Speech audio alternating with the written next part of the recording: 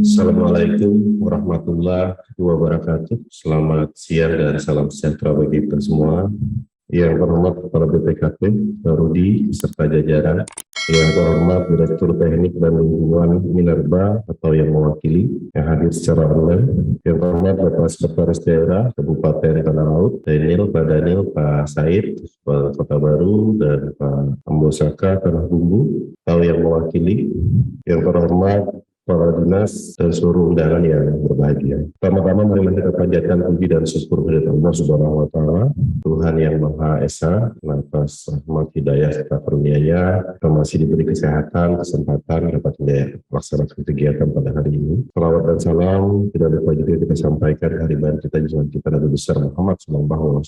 Semoga kita tetap mendapat syafaat dia nanti di akhir zaman. Hadirin yang saya hormati, kita patut syukuri bahwa provinsi kita dilimpahkan berbagai sumber daya alam. Tentunya yang saat ini sudah dilakukan eksploitasi secara besar-besaran adalah batu bara. Sektor pertambangan saat ini masih memiliki peranan yang besar bagi pembangunan di Provinsi Kalimantan. Sektor ini merupakan salah satu sektor yang menyumbangkan sumber pendapatan asli daerah yang besar bagi Provinsi Kalimantan Selatan. Tentunya sektor pertambangan yang sudah dilakukan memiliki dampak positif dan negatif. Dampak negatif inilah yang menjadi tugas kita bersama untuk dapat dikendalikan dan seminimal mungkin terjadi dan berdampak pada masyarakat. Pada saat ini, tim BPKP mempunyai maksud untuk melakukan kegiatan pengawasan terhadap pemenuhan kewajiban reklamasi pemegang izin usaha pertambangan batubara di Provinsi Kalimantan Selatan. Kita tentunya harus mendukung kegiatan ini agar hasil dari kegiatan ini dapat memberikan kesimpulan untuk perbaikan bagi pengelolaan sektor pertambangan khususnya batubara di Kalimantan. Sebagai bahan awal dapat kami sampaikan bahwa berdasarkan data yang kami miliki, IUP Kalsel terdapat 633 IUP batubara dengan rincian 622 IUP PMDN, 10 IUP PMA, dan 1 IUP pusat. Pada saat kewenangan berada di pemerintah Provinsi Kalimantan Selatan, yang efektif dimulai pada tahun 2012 sampai dengan 2020, dapat kami sampaikan bahwa dari 622 IUP PMDN tersebut telah diakhiri atau dicabut sebanyak 422 IUP, sehingga saat ini tinggal 200 IUP PMDN batubara yang masih berlaku. Pada saat peralihan kewenangan dari kabupaten ke provinsi, jumlah jaminan reklamasi untuk semua komoditas total sekitar 102 miliar dan 565 US dollar. Dan setelah dikelola oleh pemerintah Provinsi Kalimantan Selatan, jaminan reklamasi untuk IUP PMDN batubara telah meningkat menjadi 565,1 miliar dan 1,1 juta US dollar. Untuk peningkatan nilai jaminan ini tentunya dihasilkan dari proses evaluasi selama kewenangan berada di pemerintah Provinsi Kalimantan Selatan. Dapat kami sampaikan juga, selama kewenangan berada di pemerintah provinsi sudah terdapat 7 IUP yang melakukan penilaian keberhasilan reklamasi dengan luasan total sekitar 1.350 hektar dengan nilai 29,3 miliar dan 1,1 juta US dollar. Hadirin yang saya hormati, tentunya kami berharap pembinaan dan pengawasan terhadap sektor pertambangan ini harus terus dilakukan. Kita tidak ingin Kalsel di masa mendatang menanggung dampak negatif yang besar akibat aktivitas pertambangan. Dengan telah diterbitkannya Undang-Undang Minerba Nomor 3 Tahun 2022, kewenangan pengelolaan sudah beralih ke pusat. Kami tentunya mengharapkan pemerintah pusat dapat bersinergi dengan pemerintah provinsi agar sektor pertambangan dapat dikelola secara berkelanjutan demi kemajuan pembangunan di daerah, terutama kepada masyarakat yang terdampak langsung kegiatan pertambangan. Hadirin yang saya hormati, demikian mungkin sambutan dari kami dengan mengucap Bismillahirrahmanirrahim. Entry meeting pengawasan sektor pertambangan di Kalimantan Selatan kami nyatakan resmi dibuka. Terima kasih. Wabillahi taufiq wal hidayah. Wassalamualaikum warahmatullahi wabarakatuh. Assalamualaikum warahmatullahi wabarakatuh. Syukur alhamdulillah bahwa pada hari ini kita masih bisa dipertemukan dalam keadaan sehat walaupun ada pertumbuhan kenaikan kasus COVID ya. Sejauh ini masih terkendali. Alhamdulillah juga bahwa hari ini kita bisa membahas secara khusus pengawasan terkait dengan reklamasi dalam kegiatan penambangan di Kalimantan Selatan. Hari ini merupakan entry meeting secara formal yang sebenarnya merupakan tahap ketiga, tahap akhir dari kegiatan pengawasan kami. Tahap 1, tahap 2 lebih silent lah ya, silent, dan kemudian kita melihat dalam tahap ketiga ini sudah mulai bisa lebih terbuka ya. Kegiatan pengawasan ini merupakan agenda prioritas pengawasan daerah di BPKP, APBD. Pada waktu triwulan 2, kami sudah menyelesaikan satu APBD yang terkait dengan pajak air permukaan. Jadi di BPKP ada proses semacam kompetisi program apa yang memang betul-betul membumi, benar-benar memang dibutuhkan oleh lokal. Kami diwajibkan untuk mensubmit ide-idenya dan kemudian direview di tingkat pusat dalam panel oleh Kepala BPKP langsung, mana yang akan berlanjut menjadi APBD, mana yang tidak. Di Kalimantan Selatan tahun lalu terkait dengan penghijauannya, tutupan lahan, tahun ini kami diterima 2, tahun lalu juga satu lagi aset, ada 2 asetnya untuk karhutla ya. Tahun ini juga 2 terkait dengan pajak air permukaan dan sekarang yang reklamasi. Alhamdulillah kemarin untuk yang pajak air permukaan triwulan 2 kami sudah berhasil menyelesaikan asetnya. Dan kita sudah bahas bersama-sama dengan tim KPK ya, Brigjen Bahtiar. Dan kemudian di dalam triwulan kedua itu dari 22 APBD se-Indonesia yang ada di BPKP, hanya 3 yang dianggap lulus, yang dianggap memenuhi standar, dan Kalimantan Selatan termasuk salah satunya. Jadi karena ada kerjasama yang baik dengan pemerintah provinsi, kita bisa achieve ya. Kalau tidak, maka kita akan disuruh push up ya.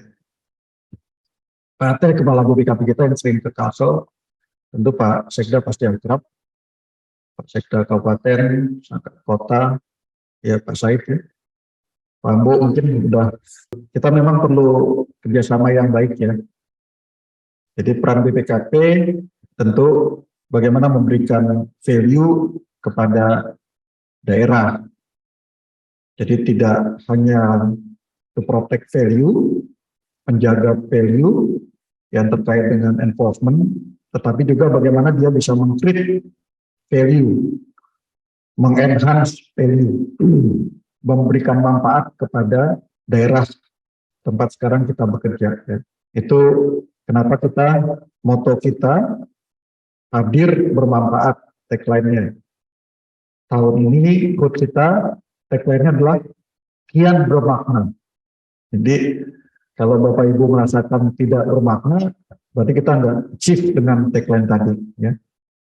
Jadi kalau covernya sering di kantor saja, tidak jalan, gitu, itu berarti tidak perform.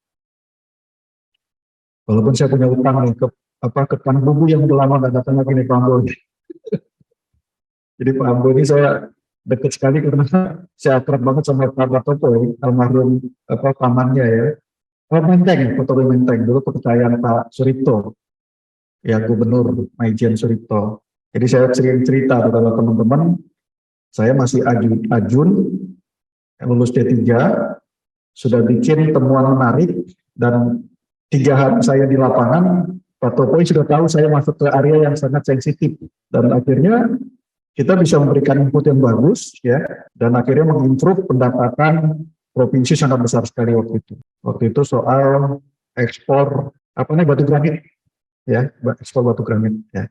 Nah, ini merupakan tahap ketiga, di mana saya akan ceritakan tentang tentu bisnis prosesnya dulu, kemudian tujuannya atau nanti apa yang kita bisa ambil manfaatnya. Kalau kita bicara adanya penerbitan izin, di mana yang terlibat banyak adalah Dinas SDM.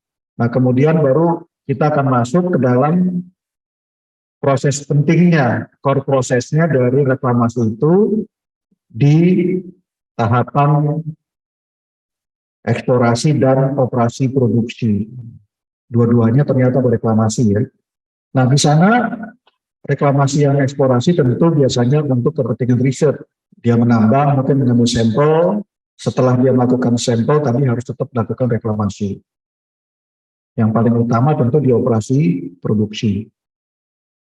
Nah, beberapa hal tentu sudah diregulasikan.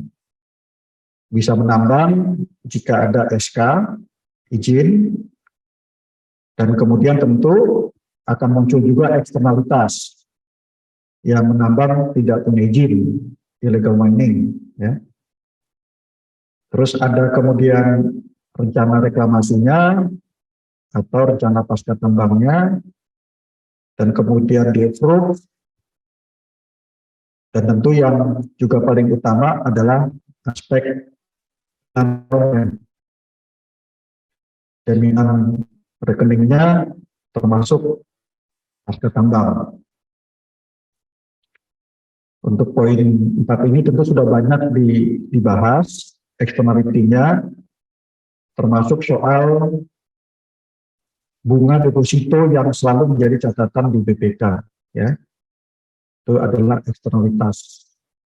Ya. Pemerintah daerah beruntung dengan diambil alihnya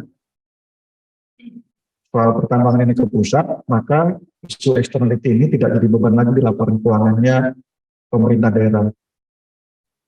Nah, kemudian setelah operasi produksi, maka ada proses yang disebut sebagai pasca tambang.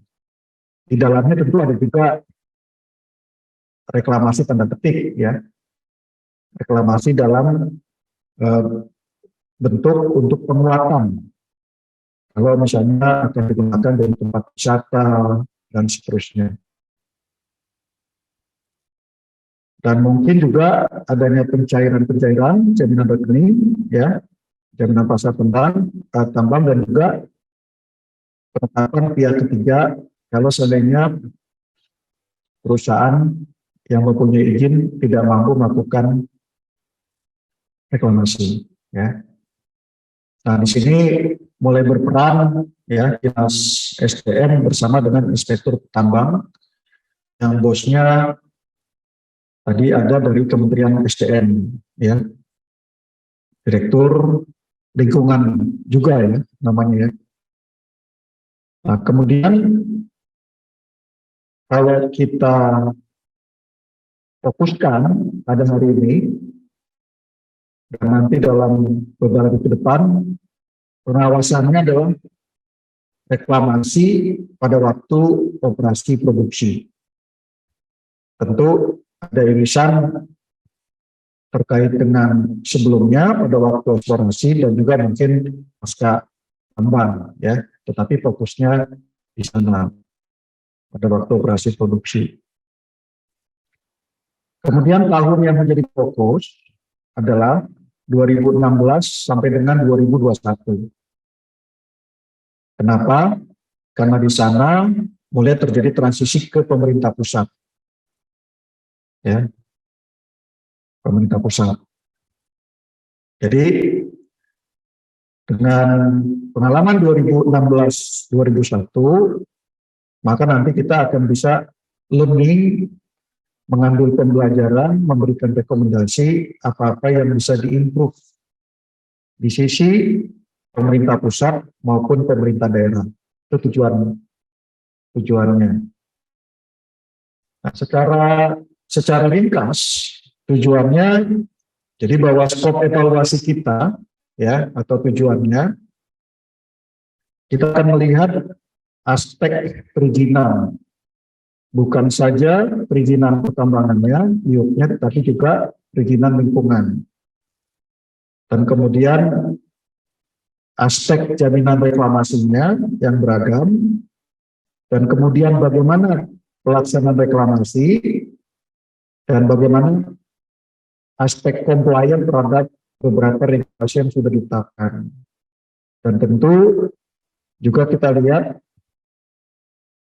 aspek-aspek yang belum diisi sisa-sisa kewajiban ya. Jadi perhitungan-perhitungan itu nanti kita akan sampaikan, yang kita harapkan nanti akan menciptakan lingkungan hidup yang tetap sustain di Kalimantan Selatan untuk generasi sekarang dan generasi berikutnya. Ya, jadi konsepnya adalah konsep sustainability, people, planet, ya, dan profit. Tentu kita harus jaga sebagai birokrasi, jangan sampai korporasi hanya concern terhadap profit, tetapi juga harus concern terhadap aspek planet dan people-nya. Sekedar sharing, Bapak Ibu sekalian, beberapa isu strategis yang sudah teridentifikasi tampak di depan. Pertama, terkait dengan penetapan dan penempatan jaminan reklamasi. Isu-isunya berapa juta dolar atau berapa miliar itu sudah ada di tim. Nanti tinggal dimatangkan ya, supaya nanti tidak dispute secara angka ya. Mana pending matters yang terkait dengan penetapan dan penempatan jaminan reklamasi. Dan kemudian isu berikutnya pelaksanaan reklamasi. Kita akan learning, kita akan memberikan rekomendasi mana reklamasi yang gagal, mana yang berhasil. Kalau berhasil, kenapa berhasil, dan mungkin bisa menjadi input untuk menjadi kebijakan nasional bagaimana menciptakan reklamasi yang berhasil. Salah satu diskusi kemarin sekilas saya dengan tim, isunya adalah mungkin kita perlu memastikan adanya kontraktual pelaksana reklamasi walaupun dilakukan pada waktu operasi produksi, karena kontraktual itu diaturnya secara khusus pasca tambang ya, pihak ketiga dengan anggaran yang sudah ada dari jaminan. Karena pada dasarnya perusahaan tambang tentu tidak melakukan sendiri reklamasi, mereka akan sibuk dengan core bisnisnya untuk menambang ya.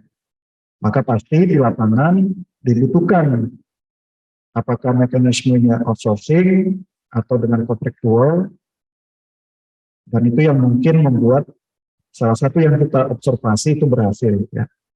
Nah, karena itu guidance terkait dengan kontraktual itu dibutuhkan lebih lanjut. Isu berikutnya adalah yang kita identifikasi tentu perizinan lingkungan ya. Adalah normal dalam hal tertentu perizinannya dibebas, kemudian terbit IUP-nya sepanjang diskresinya kuat ya. Terus kemudian isu berikutnya adalah ternyata untuk pihak ketiga pun yang pasca tambang pada dasarnya guidance-nya belum, technical guidance-nya belum cukup memadai ya. Sehingga kita lihat belum terlalu workable ya, belum terlalu bisa dijalankan di lapangan. Nah, kemudian yang paling sensitif lagi adalah soal transisi peralihan dokumen jaminan reklamasi kepada Kementerian SDM. Ini normal memang ketika satu perubahan regulasi tidak ada roadmap, maka biasanya tidak ada closing. Nah, closing adalah salah satu eksternalitas. Akhirnya terjadi dispute, terjadi kekacauan, terjadi salah-salahan, dan kemudian menjadi kasus hukum. Ya. Nah, karena itu dengan kita melakukan audit, ya, kita bisa membantu proses closing ini, bagaimana accountability daripada dokumen-dokumen yang ada sekarang memang betul-betul sudah diserah terimakan kepada Kementerian SDM.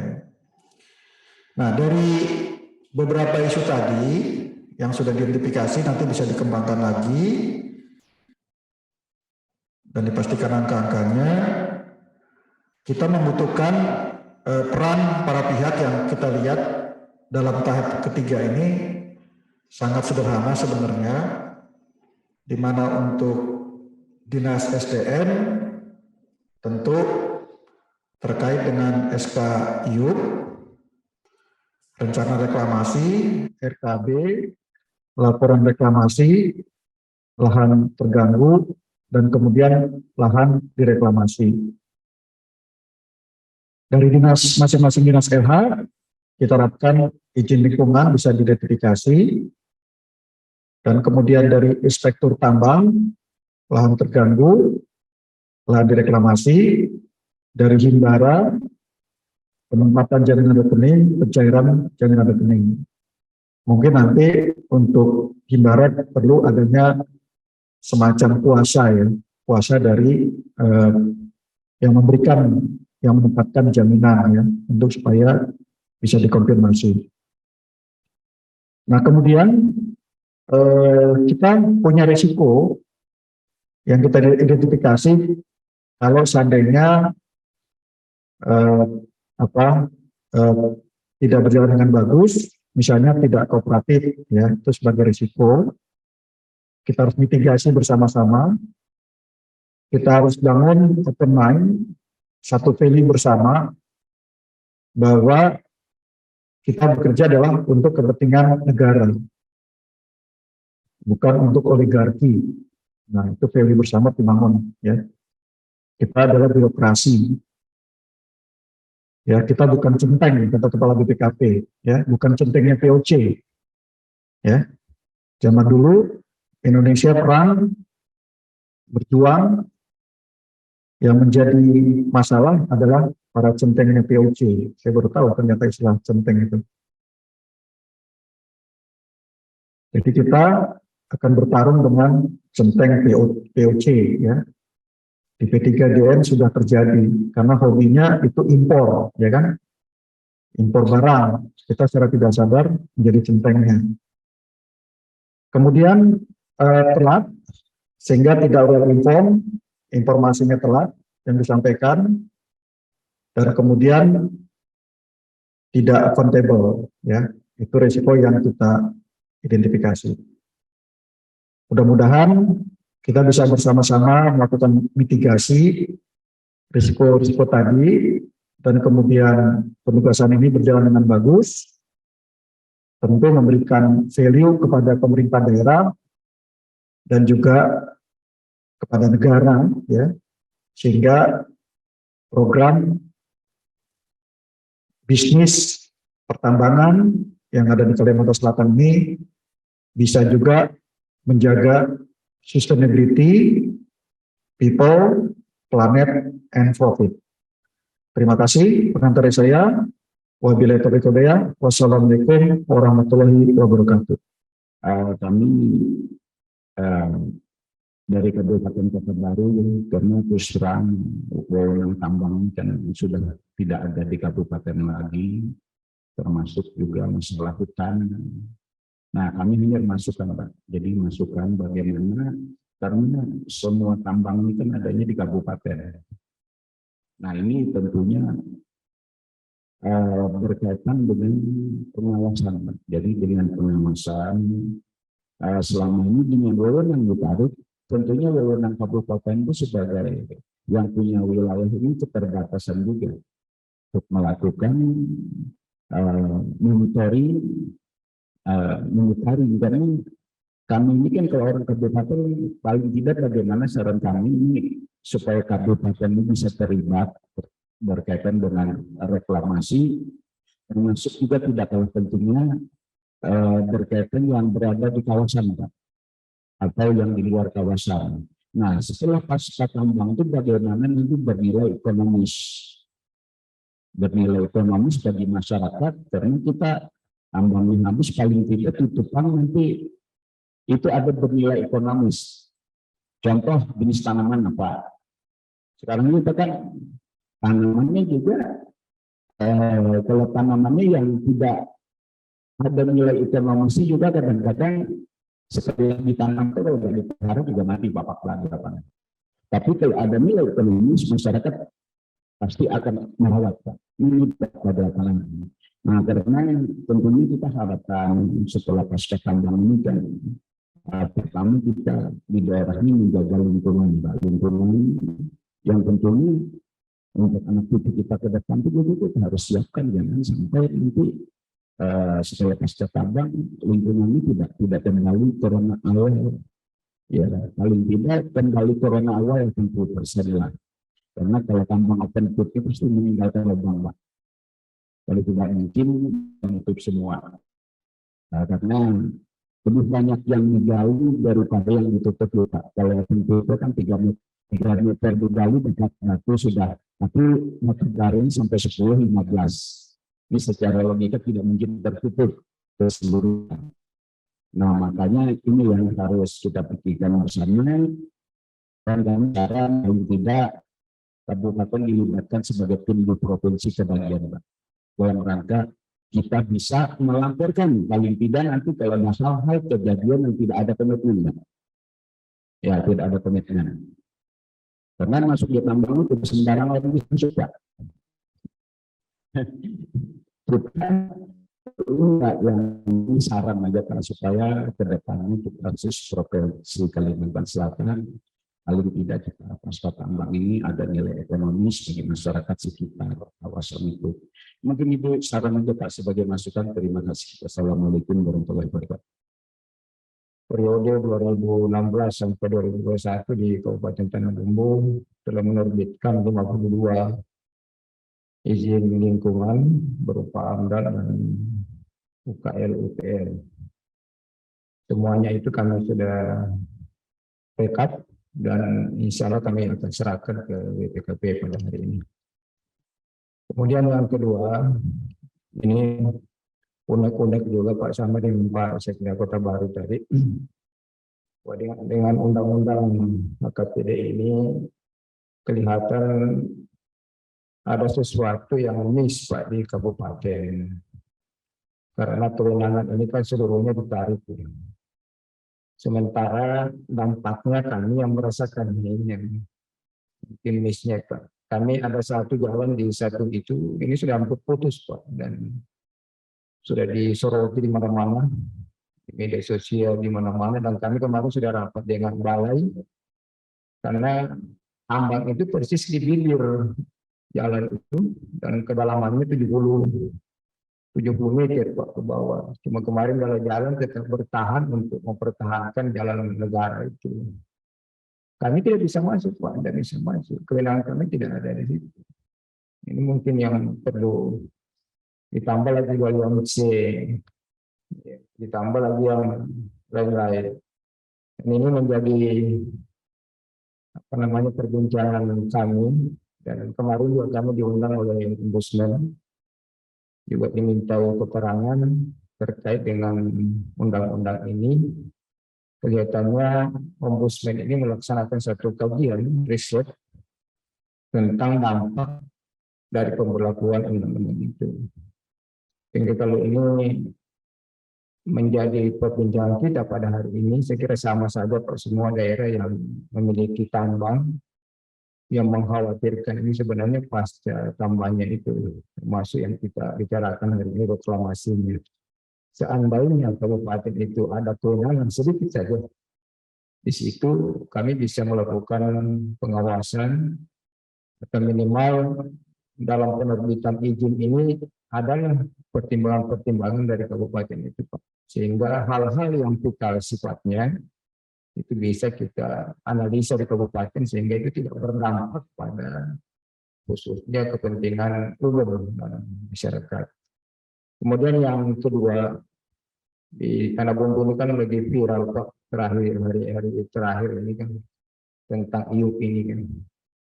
Ya, dan ini kami juga kaji di kabupaten ada beberapa hal yang menjadi pertimbangan, termasuk jalan-jalan khusus kemarin Pak. Jadi kami sudah ada perda khusus untuk itu. Tetapi sampai sekarang juga tidak bisa efektif berjalan peraturan daerah itu. Sehingga kasarnya kami menikmati dampaknya itu, termasuk debunya dan lain sebagainya, kerusakan jalan, tetapi hampir tidak ada kewenangan untuk kami di kabupaten. Dan ini mungkin bagi Pak Kaper di PKP, kemudian di provinsi, sehingga di kabupaten ini juga bisa kita pikirkan, karena bagaimanapun apa itu adalah dampaknya ke masyarakat yang ada di daerah itu. Saya kira ini yang saya sampaikan. Data yang saya sampaikan bahwa di Tanah Laut ini untuk perizinan PKP 2P kalau tidak salah ada 2 katolik ya, Arutmin dan Jorok Baru. Selebihnya UP karena 2016, 2001 ada UP yang memang dari provinsi dan ada yang berproses dari pusat. Sekarang mudah-mudahan 11 Agustus kalau tidak salah Pak Lia ada diserahkan ke provinsi. Kemudian kita data lengkap karena ada SKPD yang menangani lingkungan hidup. SKPD menangani lingkungan hidup memang mereka berkoordinasi baik dari Badan Lingkungan Hidup Provinsi ataupun dari pihak SDM. Kami data ada lengkap. Artinya kewenangan kita memang masuk ke tambang, kita ada pengawas tambang, kewajiban pemerintah kabupaten untuk mengawasi, memberikan data lengkap, mulai dari berapa dia informasi. Kemudian pada saat kegiatan berlangsung memang tidak terbuka saja. Artinya pada saat mereka menambang dengan luasan yang sudah ditentukan harus diaudit. Maksudnya diaudit itu kalau tambang 10 hektar itu berapa gitu. Dengan jaminan yang ditutupkan kadang-kadang tidak sesuai. Tidak sesuai. Jadi kalau mereka tidak mereklamasi, jaminan diambil berbeda. Ada 10 ada TikTok lah dengan mohon maaf. Itu yang perlu. Kita tidak tahu yang audit itu orang teknisnya.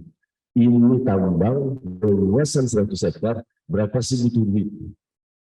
Misalnya 10 M, jaminannya cuma 2 M, ditinggalkannya selesai.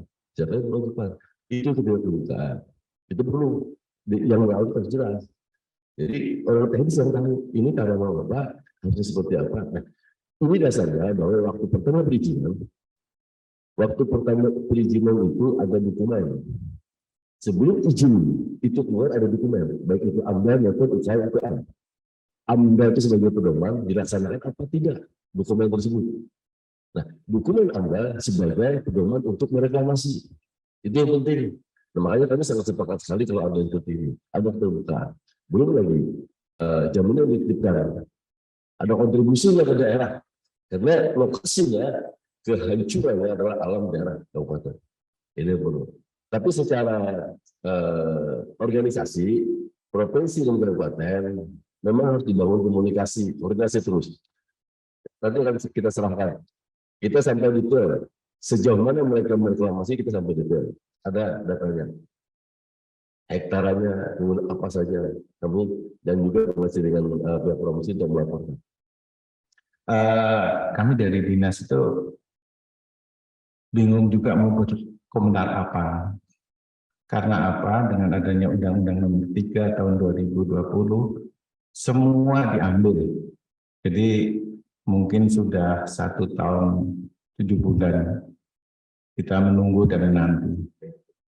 Ini tidak perlu kesah, cuma saya akan coba saya utarakan kira-kira apa yang sebagai pemikiran bersama. Baik, pertama yang jelas kemarin di depan kita, rasanya bagaimana? Di depan saya waktu itu ke Batu Licin, cerita dulu. Depan saya itu truk batu bara lewat jalan umum. Saya di belakang, Kadis di belakang, lihat truk di jalan umum. Siang hari. Saya kaget juga, kok bisa ya kayak gini. Sampai di satu saya lihat penambangan di pinggir jalan. Jaraknya mungkin 15-10 meter. Saya tuh, ini kok bisa ya disetujui. Mungkin ilmu tambang saya itu ilmu kuno, jadi nggak dipakai lagi. Sekarang bisa diterapkan. Nah, dulu zamannya di dinas, saya menerapkan penambangan boleh di pinggir jalan asal jaraknya setengah kilo, 500 meter. kita terapkan itu, kalau enggak kita tutup. Dan saya waktu itu bisa melakukan itu karena sistem kita, saya terapkan tahun 2019, sistem pengapalan di Kalsel ini menggunakan e-shipping, jadi online system. Dan saya kagetnya waktu di Surabaya, nggak tanya, Dirjen belum menggunakan itu. Jadi kita tidak pernah ketemu minta surat SKAB, surat keterangan, tidak ada. Saya pakai sistem online. Kalau itu lengkap, silakan mengapalkan. Tetapi kalau tidak lengkap, nggak bisa. Lengkap itu apa? Tidak punya utang, RKAB ada, ATT ada, jamrek semua dibayar. Dari 200 IUP yang ada di Kalsel ini, cuma 70 yang bisa. Yang lain tidak bisa. Dengan kondisi itu, waktu penyerahan dari kabupaten, kita pun mencabut sampai 622 IUP. 676 IUP kita cabut. Dicabut ini karena apa? Tidak sesuai aturan. Benarnya di undang-undang, di aturan pertama itu ada semua, Pak. Tinggal kita menerapkan aja. Dan saya ingat juga, ini sebagai mungkin saya informasikan juga. Naik ke provinsi selama mulai 1 Januari 2017 sampai 10 Desember 2020, dinas kita diberi penghargaan pajak. Karena apa? Dulu saya terapkan kalau yang punya hutang tidak akan bisa mengapalkan. Itu untuk saya itu. Lalu ini tadi masalah penggunaan jalan raya itu nggak tahu lagi ini siapa yang akan mengatasi atau menghentikan siapa ini. Masih jalan ini. Lalu yang kedua, contoh lagi ini Pak, ini akan terjadi lagi di daerah kita. Bapak mungkin melihat di benua 5, dulu ada 5 PKP 2B, sekarang habis, tinggal produksi 200. Hasilnya apa sekarang di daerah situ? Adakah rumah sakit bintang 5? Tetap sama. Dan ini saya khawatirkan akan terjadi di Kabupaten Tanah Laut. Jorong itu habis menjadi catatan. Apa daerah Jorong itu yang didapatkan? Ini saya cerita belum yang lain di daerah Tabalong sana. Pasca tambang nanti itu akan ditinggal lubang 3 kilo, panjang 15 kilo, kedalaman 270. Ini saya cerita apa adanya ini. Mau diisi apa? Dan saya herannya itu disetujui amdalnya. Jadi kalau itu pasca tambang, peta di Kalsel ini dirubah. Ada danau di tengah laut, di tengah daratan, mungkin itu kalau terisi air. Lalu juga kita selama ini juga bingungnya juga masalah peti. Peti di Kalsel ini banyak, Pak. Dinas kita, dinas SDM dipanggil sebagai saksi ahli dulu. Tetapi kemarin setelah kewenangan diambil, itu menjadi saksi keterangan ahli. Kewenangan udah nggak ada lagi. Jadi seperti kabupaten mengatakan ini kewenangan provinsi, apalagi provinsi juga nggak ada kewenangan. Mau diapakan? Daerah kita tinggal di sini. Lalu yang menyedihkan lagi nanti, tadi dikatakan Rehabdas tadi. Rehabdas itu Pak, sekarang kewenangan Jakarta. Tambangnya di sini, di Batu Licin, tapi Rehabdasnya di Jogja atau di Bali. Loh, ada. Itu bisa, itu terjadi. Juga kita ini untuk antisipasi loh, ini karena kewenangan di pusat. Sekarang penerbitan IUP, dulu waktu kita di provinsi belum pernah menerbitkan, tetapi setelah, untuk IUP Batuan kita selalu minta rekomendasi dari kabupaten. Ini undang-undang baru tanpa rekomendasi dari daerah. Nah, dengan kondisi-kondisi seperti ini, mungkin sekarang sistemnya online semua dari pusat. Ini tidak menjamin, Pak. Tidak menjamin dalam arti data yang ada di lapangan dengan data online ini tidak pernah dicek. Ini akan mengakibatkan apa? Miss antara data dengan lapangan. Nah, dengan adanya undang-undang baru ini, semoga kita mengharap aja provinsi itu masih diberi kewenangan. apalagi kita punya wilayah. Jadi kita nunggu aja, siapa tahu nanti ada mujiat atau apa, kita diberikan kewenangan lagi, dan kita berdoa aja. Jadi kita dari Dinas SDM mungkin itu aja yang bisa kita sampaikan, mungkin untuk masukan dari BPKP. Itu aja Pak Sekda, terima kasih. Wassalamualaikum warahmatullahi wabarakatuh. Lingkungan yang dinarasikan oleh pemrakarsa, akan tetapi bahwa pendetalan secara teknis itu dibuat dalam dokumen rencana reklamasi dan rencana pasca tambang, di mana kegiatan itu menjadi domainnya ESDM.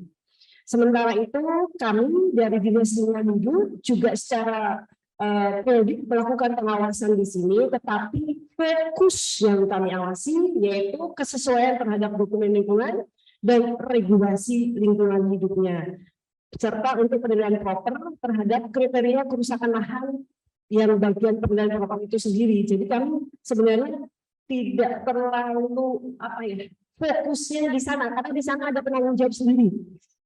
Untuk di APL biasanya memang ini tanggung jawab pentingnya dari inspektur tambang. Jadi kami itu untuk mengetahui secara detil RR maupun RPT, kami memang tidak mempunyai akses ke sana, sehingga kami juga akan sulit mengawal pelaku usaha tambang ini akan melakukannya tahun berapa, kapan, di mana. Nah, ini kami tidak mendapatkan informasi seperti itu, sehingga ini juga bukan menjadi domain kami, tetapi kami memahami bahwa apapun itu yang namanya berkenaan dengan penugasan kita untuk pencegahan kerusakan lingkungan dan pencemaran itu memang ada di bumi kami.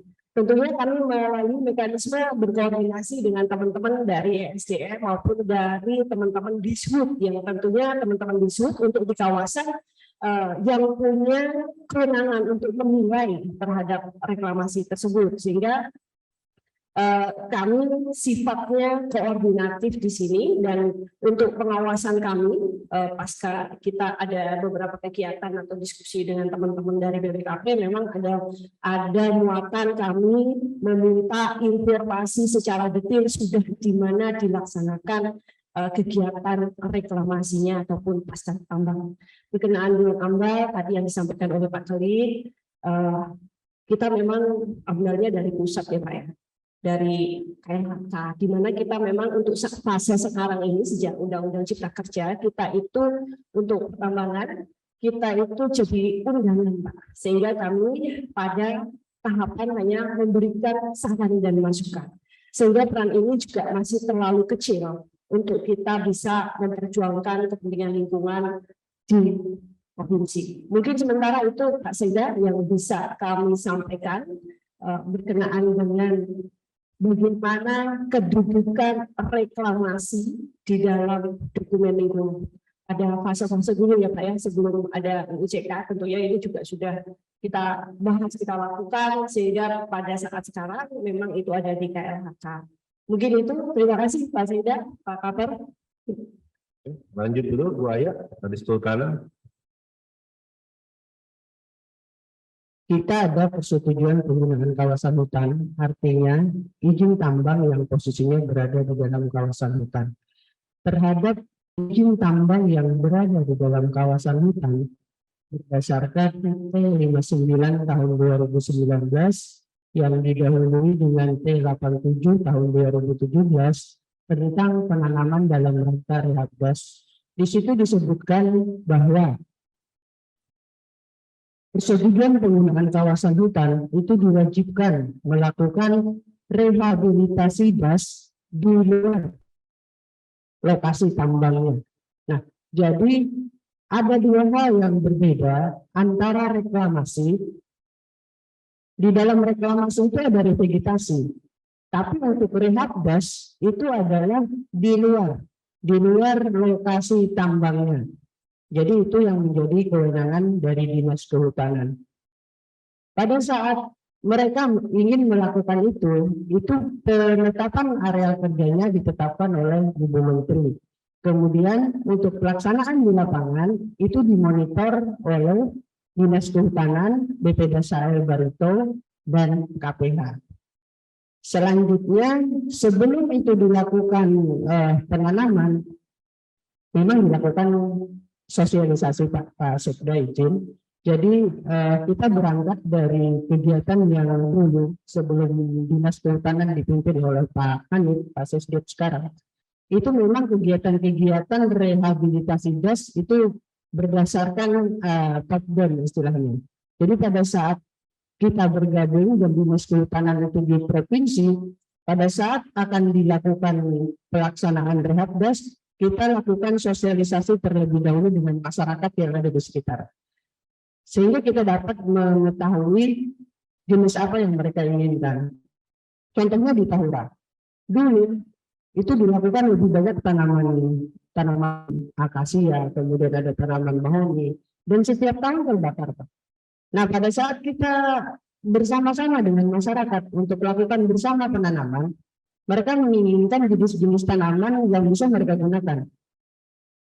Jadi di Tahura itu selain memang 50% tanaman kayu, yang lainnya kita bisa juga tanaman dengan jengkol, dengan jambu, dengan petai. Sehingga alhamdulillah sejak 2017 kebakaran di Tahura itu bisa kita minimalisir. Sama juga, jadi bukan hanya di Tahura, di tanah laut, di tanah bumbu, ada di pulau laut, kita juga lakukan rehabilitasi das itu berdasarkan keinginan masyarakat.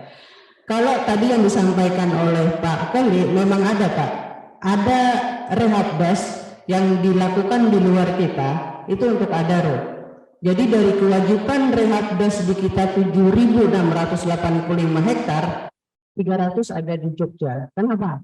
Karena itu memang langsung perintah langsung dari RI 1.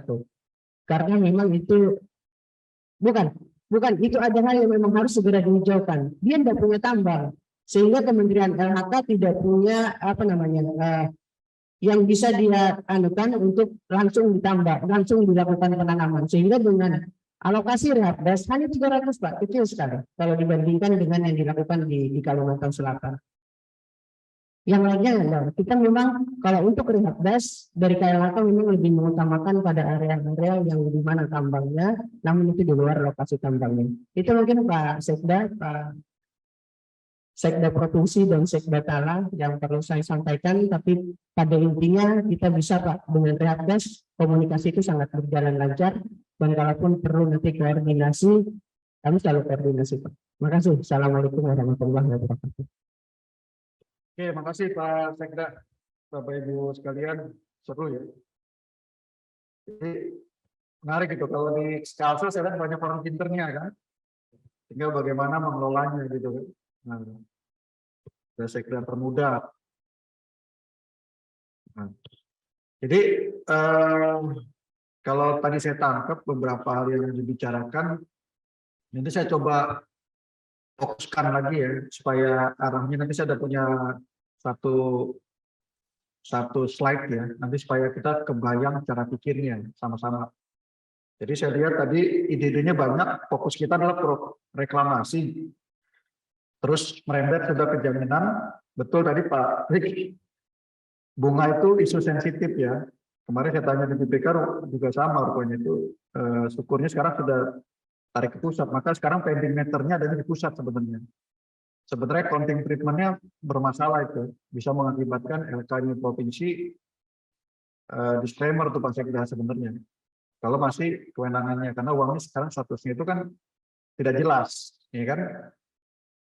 Masa enak banget dapat perusahaannya lagi gitu kan? Itu kan Pak, kalau hitung NPV, net present value, kita terdeduksi terus uangnya itu. 1 miliar tahun lalu tidak sama dengan 1 miliar sekarang. Maka ada opportunity loss, kerugian keuangan negara di situ. Hati-hati Pak. Jadi ada sensitivitas gitu bahwa setiap tahun mungkin menghilangkan duit senilai 100 juta kalau dia 1 miliar. Nah, tapi nanti kita akan bicarakan lagi. Terus aset. Nah, tadi menarik isu aset yang dianggap oleh Pak Sekda bagaimana setelah terima. Ini saya dulu pernah audit. Biasalah ya. Proyek-proyek yang pertambangan tuh waktu di Riau tuh dapat free pajaknya ya kan BKPM dibalikin aja harus reekspor dan sebagainya tuh aset menggantung di Pertamina itu tinggi banget ya. Waktu dulu kita yang responsibel kan selalu kontrak kerjasama itu Pertamina.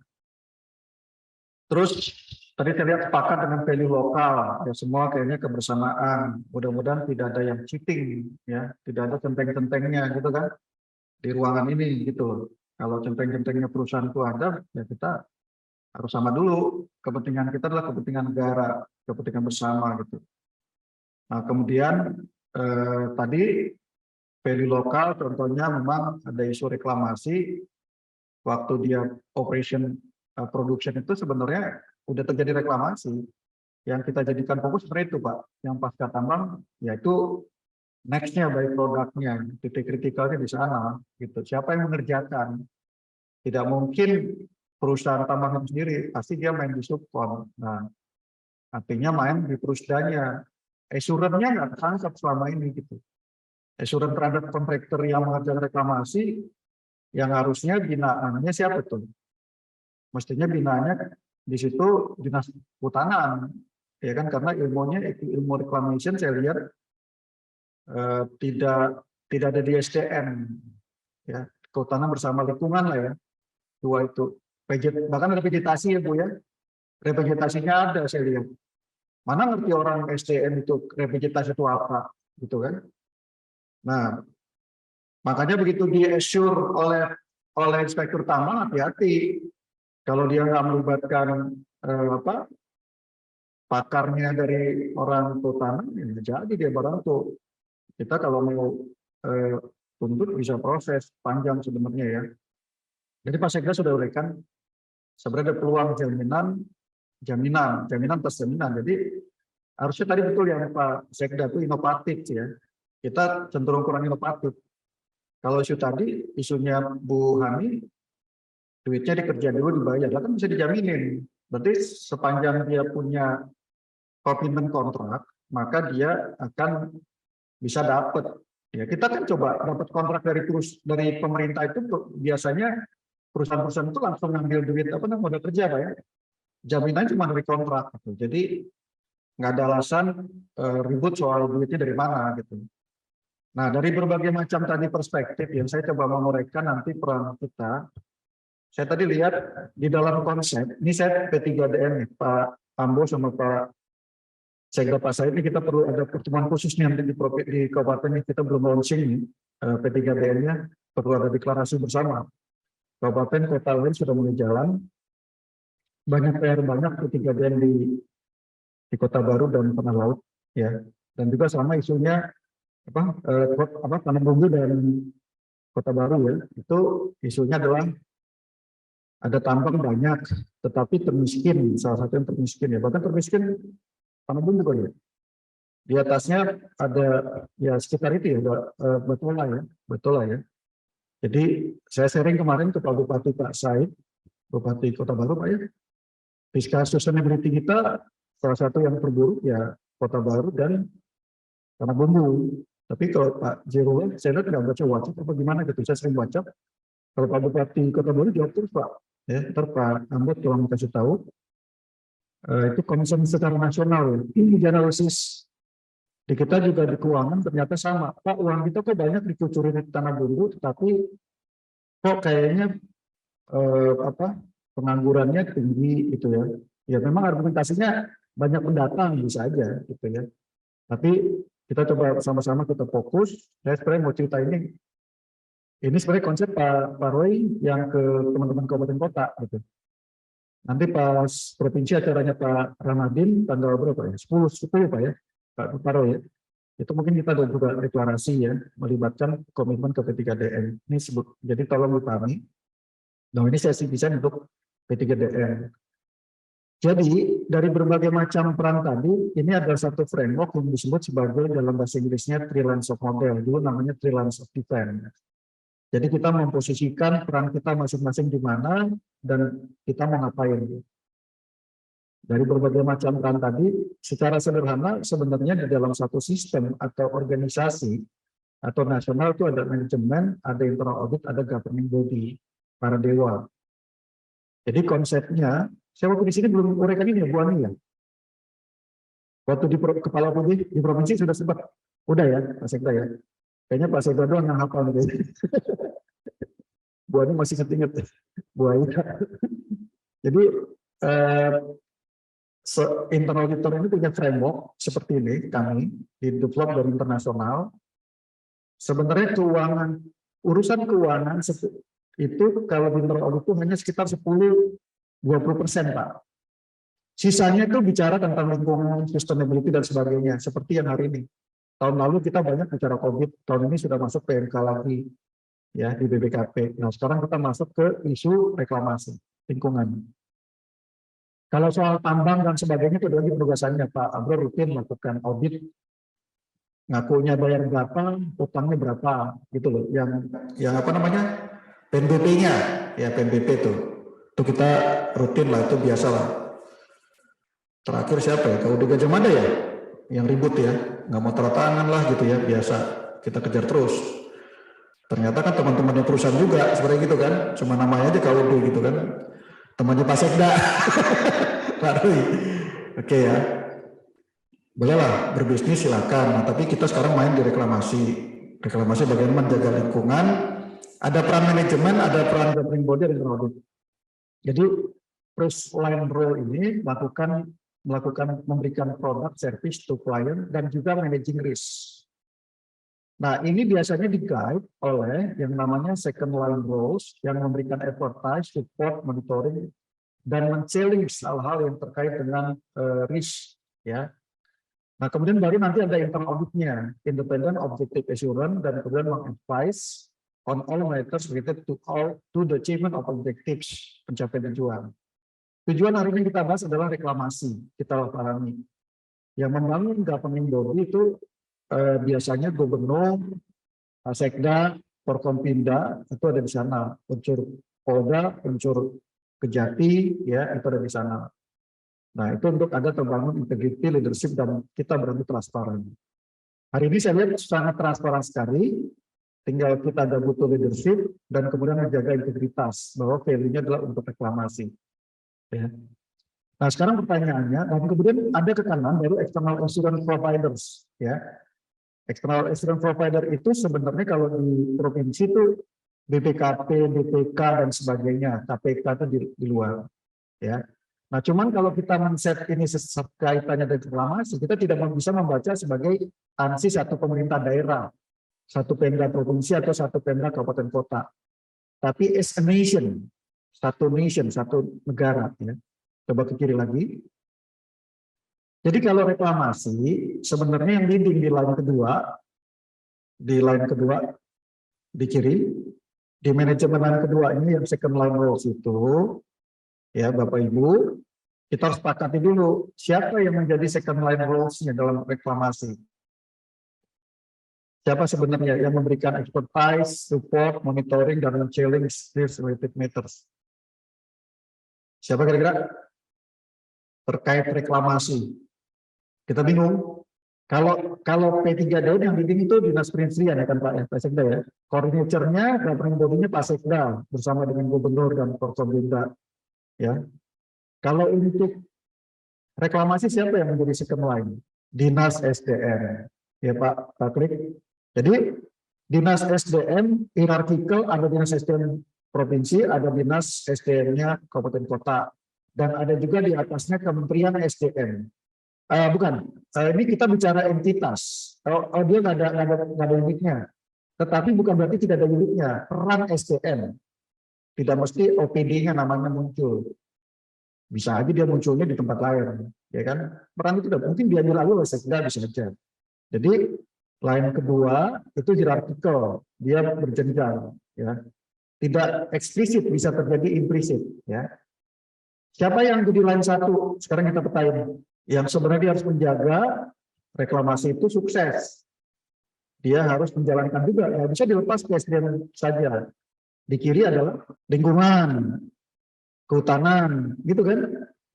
Ketika ini udah ada panduannya dari SDM bahwa nanti reklamasinya begini, nah maka dia akan menjaga benar-benar ketika melakukan reklamasi ada orang kehutanan, ada orang lingkungan, ya kan perannya masing-masing ada. Nah kemudian ini semua di assure, ya, dipastikan assurance-nya jalan, termasuk apakah nanti uangnya dikembalikan atau enggak, atau dia perform atau tidak oleh yang disebut sebagai internal audit-nya. Siapa di sini internal audit-nya? Inspektur tambang. Jadi inspektur tambang itu harus tahu positioning-nya secara hierarchical, direktur ke bawah itu ini menjadi internal audit-nya. Dia akan melakukan, tadi saya lihat, independent objective assurance-nya dijalankan, dan kemudian juga dia memberikan advice ke Dinas SDM, ke KKLH, ke Kehutanan, melakukan komunikasi. Nah, kemudian baru kita bicara external assurance-nya. External assurance provider itu banyak sekali, ya. Jadi BPKP salah satunya menjalankan itu, termasuk nanti di dalam gambar ini KPK. Ya, jadi kita akan koordinasi seperti pajak yang permukaan ya Pak ya. Jadi kita akan diskusi bagaimana memang tepat treatmentnya gitu loh. Treatmentnya tepat untuk terkait dengan reklamasi ya. Jadi kadang-kadang karena tidak treatmentnya tepat mungkin bisa salah sasaran ya, operasinya ya. Jadi kita harus jaga betul tepat, makanya kita harus assure dengan bagus posisi BPKP menjalankan keseluruhan ini ya. Jadi saya pikir itu nanti yang kita akan pilih-pilih, kita akan mengecek apakah peran daripada manajemen line 1, line 2 berjalan. Pertama. Kedua, apakah internal auditnya function? Apakah inspekturnya hanya jalan-jalan doang, penyetir doang? Tadi katanya sudah memberikan report secara rutin ke gubernur dan juga kepada kepala dinas setempat, ya kan secara rutin katanya mingguan. Sekarang reportnya diapakan? Jangan-jangan cuma di scrap, ya kan? Tembusannya kemana tadi Pak? Dinas lingkungan hidup, gubernur dan SDM, ya kan itu diapakan. Nah, jadi difungsikan apa enggak? Jangan-jangan cuma jadi masuk ke dalam tong sampah di line kedua, gitu kan? Padahal itu informasi yang berharga. Jadi itu bentuk assurance yang akan kita lakukan terkait dengan reklamasi. Jadi bagaimana mungkin kita membuat strategi ke depan kalau kita tidak memanfaatkan informasi dari internal auditnya, inspektoratnya, ya. Jadi line kedua mungkin karena sibuk kewenangannya diambil alih. Sementara yang reklamasi di depan mata tidak di-manage dengan well, gitu ya. Karena isu yang paling mungkin sengaja tidak kewenangan diambil alih supaya tidak boleh rilis dulu IUP barunya. Tadi kita lihat bahwa di Kementerian SDM sendiri masih posisinya belum pernah menerbitkan IUP di Kalimantan Selatan, kalau gitu Pak ya, baru di tempat lain. Nah yang kedua, mereka sendiri masih pusing inventarisasi IUP mana yang udah diterbitkan di Kalimantan Selatan gitu ya. Ternyata kita lihat database aja sudah bermasalah. Kan kita Kalimantan Padang tadi kan kami baru inventarisasi. Oh iya kalau gitu pas dong bahwa penugasan BPKP untuk yang terkait dengan ini supaya sama-sama punya well informed ya, supaya nanti kita bisa mengambil decision making. Apakah nanti kita merekomendasikan adanya kuasa, ya kan bisa jadi kan di lapangan tadi. Karena secara hierarki line kedua ini nggak jalan, kabupaten kota dinas SDM-nya dan provinsi dan kementerian SDM tidak nyambung ya, karena tidak ada pembagian tugas.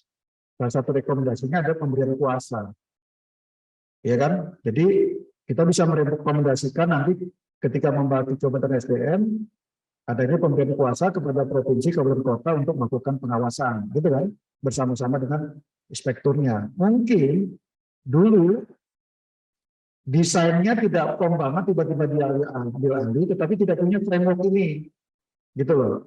Jadi bingung posisinya, Pemda ini marah-marah inspektur merasa apa salah gue, itu karena Jakarta kan. Nah dengan begini dia tahu posisi dia, karena kan inspektur sudah punya pusat, gitu kan.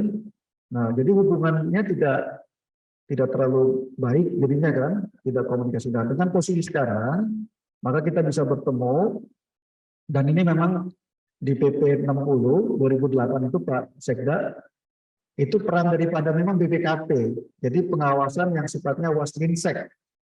Waslinsek itu desainnya itu sebenarnya kalau ada isu yang terkait dengan kementerian dan Pemda. Nah kemudian antar Pemda gitu ya. Tapi kalau di provinsi ternyata Bu Hani, BPKP juga masuk sampai antar OPD.